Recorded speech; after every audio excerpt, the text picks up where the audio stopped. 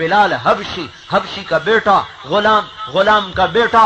मुझे आज तक उनके दादे का नाम किसी किताब में नहीं मिला। बिलाल बिन रुबाह, बस बिन आगे कौन है कुछ पता नहीं। ऐसा बेनाम, ऐसा बेहसब, ऐसा बेनसब। लेकिन अल्लाह के नबी की सुन लो, आपने फरमाया क़यामत का दिन होगा, लोग कब्रों से उठेंगे, हर आदमी अपनी कब्र से निकलेगा।